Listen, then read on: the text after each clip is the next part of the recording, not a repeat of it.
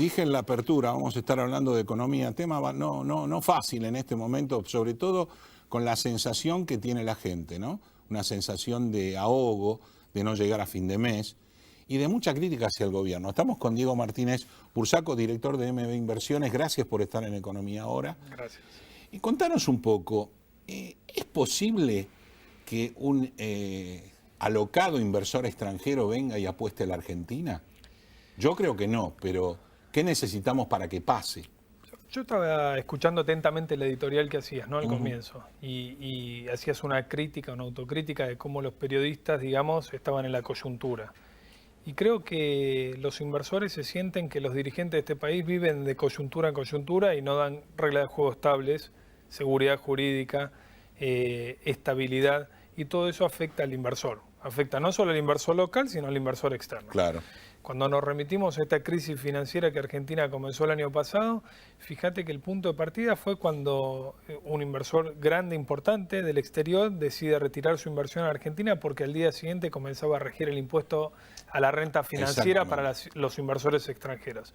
Y eso fue cambio de regla de juego y total desilusión por parte de un gobierno que nos vino a decir hace 3 años atrás de que todo era distinto, de que había que apostar al mercado de capitales argentino, la moneda argentina, y finalmente hoy estamos en el limbo discutiendo cuestiones políticas, cuestiones judiciales y no un proyecto de país. Y eso afecta... Y complicaciones impositivas para el que lo tiene que liquidar, sí, ni hablar. Es una paradoja total, ¿no? Sí. Porque aquel que apuesta al país, que invierte en bonos, en títulos públicos, en un plazo fijo, que en definitiva invertir en un plazo fijo implica del otro lado que el banco puede dar crédito.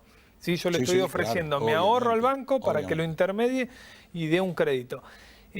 Ahora, todo eso es penado por el Estado, con este impuesto a la renta financiera, con la inflación, etcétera, etcétera. Entonces, se hace muy difícil decirle a una persona, venga, invierta en Argentina, en activos locales, cuando las reglas de juego no son claras para nada, digamos, ¿no? Y entonces, además cuando no fomentamos la inversión. No, por supuesto. Aquí en Argentina tenemos un gran problema, que es que aparte se estigmatiza al ahorrista, ¿no? Porque cuando se habla alegremente de buitres, de fondos, de renta financiera, lo que hay es una ignorancia total acerca de cómo funciona el ahorro como fuente principal de financiamiento de proyectos de inversión de largo plazo. Es decir, que si Argentina quiere desarrollarse económicamente, necesita el ahorro más que nunca y del mercado de capitales. Si no lo entendemos, efectivamente vamos a estar condenados a lo coyuntural que bien dijiste. Eso en cuanto a las inversiones, pero también hay Argentina está mal parada con respecto a su costo Estado,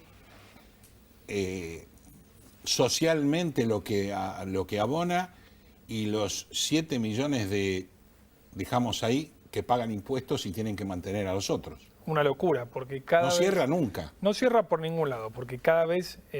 fíjate lo que intentó hacer el gobierno del equilibrio primario fiscal, ¿no? Que se habla para el 2019. Generalmente esto se buscó mediante la mayor aplicación de impuestos, de carga impositiva y no de reducción del gasto. Así es decir que, aun cuando el norte es un objetivo loable, digamos, un objetivo que deberíamos cumplir para entender lo que es la restricción presupuestaria en Argentina, lo hacemos a costa del sector privado, a costa de más impuestos, sino del recorte mismo del gasto. sector que viene sosteniendo todo esto. Pero cada vez más, torniquete. La paradoja, el gobierno dice este es el año de la exportación y la primera medida que se tomó el año pasado fue aplicar una retención a las exportaciones de bienes y de servicios, digamos, ¿no? Entonces, todas esas señales, más allá de que uno pueda entender la idiosincrasia de la dirigencia argentina, de la coyuntura de la Argentina, de su necesidad, son señales muy ambiguas que en definitiva terminan erosionando la confianza de los inversores, no solamente del inversor externo, del inversor local. Interno también. ¿Por qué decimos que Argentina tiene más de un PBI de ahorro en el exterior? Bueno, porque acá las reglas de juego no son claras, digamos, ¿no? Entonces el argentino no confía y cuando no hay confianza no hay programa económico, ni recuperación, ni crecimiento que pueda funcionar. Este gobierno está viendo como que la recesión es la única manera de poder bajar la inflación. Bueno, sí, obviamente. Pero tras cartón te mete una tasa de interés de locos, sí, con un costo país muy alto. Sí, todo, digamos, la inactividad, yo diría que tuvo el gobierno de Cambiemos durante los 2 primeros años, ¿no? Que descansó en la bonanza de la confianza que le dio el mercado, de poder volver a financiarse y todo sin llevar a cabo ninguna reforma estructural, encontró su límite rápido a mitad del gobierno de Cambiemos y hoy todos los costos los estamos pagando internamente en la Argentina y sobre todo el sector privado. Fíjate que los incentivos para generar empleo son muy bajos, la presión impositiva es enorme, el consumo está deprimido porque hubo una terrible, digamos, quita de poder adquisitivo del salario. Y bueno, y en definitiva, llegamos casi al final del mandato de Cambiemos con ninguna de las reformas estructurales en marcha. Sí, hubo ciertos matices positivos. Es cierto, el INDEC se transparentó, exacto, pero digamos, parte de la población votó a Cambiemos para que efectivamente haya reformas de fondo. Y llegamos 4 años después sin ninguna de esas reformas cumplidas. Y diciendo la paradoja, no cambiamos. Usamos los mismos sistemas de siempre. Bueno, sí, y está muy confundida la dirigencia política. También he escuchado decirte, bueno, el radicalismo que parte de esta alianza pide la ampliación de la alianza. ¿Hacia quién? ¿Hacia el peronismo que gobernó durante los últimos 50 años en la Argentina, digamos, ¿no? Ese es el desconcierto en el que cayeron toda la dirigencia argentina, que hoy discute nombres y discute en el ámbito político, pero no ideas económicas. Pero no ideas, claro, yo no escucho a ninguno de todos los nombres tirar una sola idea del cómo y del a dónde voy. Sin duda. Todos están diciendo, vos hiciste mal esto, vos hiciste mal lo otro. No, la Baña, por favor, lo que hizo con la refinanciación de la deuda, ni me hablé. Todos son malos, todos son malos. Pero realmente nadie hace mea culpa, nadie dice hacia dónde va. Entonces la incertidumbre del exterior es mucha, pero del interior nuestra es mucho peor. No, por supuesto. Lo que pasa es que es cierto que a nivel de reformas económicas pendientes, muchas de ellas son antipáticas. Ahora, si nosotros vamos a seguir, digamos, jugando pero necesarias. Sí, si nosotros, necesarias para ser un país previsible de largo plazo. Es decir, esto no se soluciona en 2 años, no, eso desde ya. Cambiando con más populismo, con menos populismo, no. Acá hay que hablar abiertamente, sinceramente, conseguir consensos, porque para votar esas reformas se necesita el consenso del Congreso, pero hay que decirle la realidad a la sociedad. La sociedad tampoco ya compra esos clichés, digamos, de discurso de campaña que después sabemos que son realmente inaplicables en la realidad. Claro. Y todo esto tiene costos, tiene costos. Cuanto más diferimos las decisiones de fondo, más costoso es salir de este círculo vicioso negativo. Mirá, si nosotros nos plantamos en datos al 2015 y al 2019, cuando estamos llegando a un cambio de gobierno, estamos peor que antes. En la mayoría de los índices, salvo el institucional.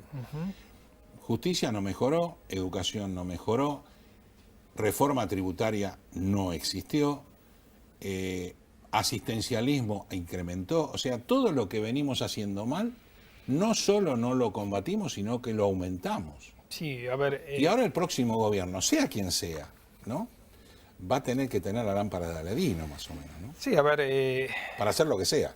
Cambiemos recibió un gran apoyo internacional. Sí. Fondo Monetario Internacional, países del G7. Único. Porque no quiere la vuelta al populismo en la Argentina. Hay que ver si la sociedad está dispuesta también a evitar de que vuelva el populismo. Porque si no, sabemos que eso es pan para hoy y mucha hambre para mañana, ¿no? Pero sabemos que eso nos llevó al incremento de la deuda externa en dólares de una manera infernal, con vencimientos a muy corto plazo, hablamos 2020, 2021, 2022, muy fuertes, y con un resto del crédito del Fondo Monetario que con mucha suerte van a ser 7.000 millones, con mucha suerte.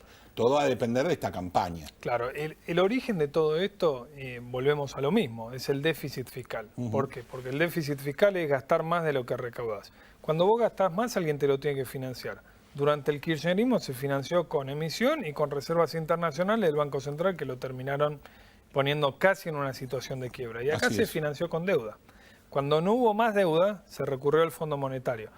Y cuando no esté más el fondo, si Argentina no hace los deberes correspondientes, no pagará su deuda.